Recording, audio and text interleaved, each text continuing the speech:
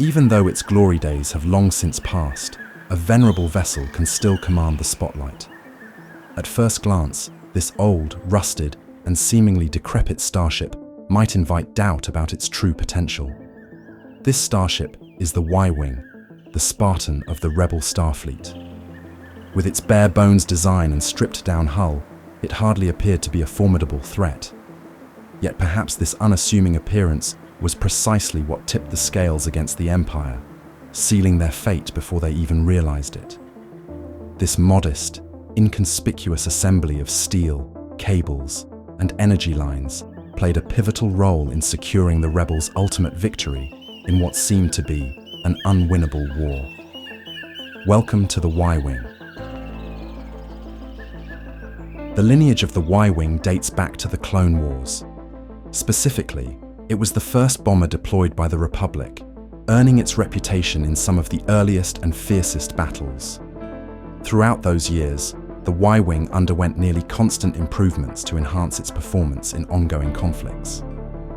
Fast forward to the post-Clone Wars era, the Empire regarded these aging bombers as outdated and financially burdensome. Consequently, the newly established Imperial Navy shifted its focus away from hyperdrive-equipped snub fighters, instead emphasizing a doctrine of space superiority based on capital ships. This strategic shift also encompassed the relatively new A4 series, which was poised for action under the Republic. Seizing the opportunity, the rebellion began to acquire what the Empire deemed obsolete. This marked the beginning of a profound shift in the balance of power. At the forefront of its armament, protruding from the nose of the cockpit, the IX-4 cannons manufactured by Time and Back deliver immense firepower, capable of overwhelming even shielded enemy starfighters in short order. This formidable firepower was crucial, particularly as the Empire shifted its focus toward massive capital ships.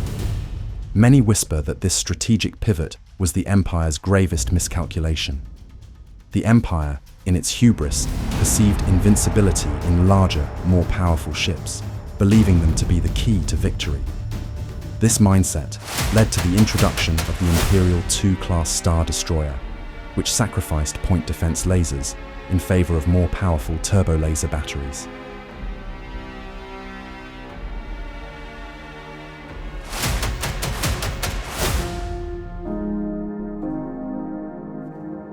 However, given that the Rebel Alliance's primary forces comprised nimble starfighters and agile bombers, this left a glaring vulnerability. It was a weakness the Empire could ill afford, and one that the rebels were poised to exploit to devastating effect. Armed with a powerful ion cannon mounted atop the cockpit, the Y-Wing could temporarily render even larger ships like the Imperial-class Star Destroyer powerless, leaving them vulnerable to proton torpedoes and bombs. These ion cannons delivered electronic shocks that temporarily disabled shields and critical systems of capital ships, making them helpless against coordinated attacks or boarding parties. Despite the power of the SW-4 or SW-5 ion cannons, depending on the configuration, they were notably sensitive and required maintenance after nearly every battle.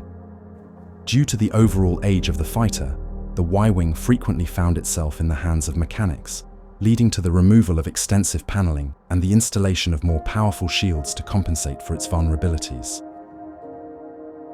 Returning to its arsenal, once the ion cannons disabled a ship's systems, the Y-Wing bombers would commence their attack run, showcasing their true destructive potential, the sheer power of proton torpedoes.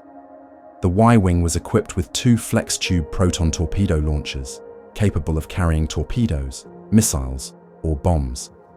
These projectiles were stored in a launching rack and loaded via a torpedo loader positioned directly beneath the cockpit.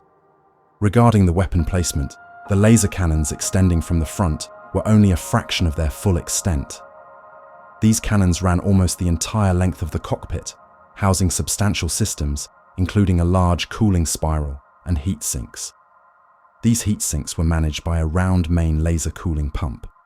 Additionally, the immense heat generated by the lasers was mitigated by the main cooling pump, located just behind the droid.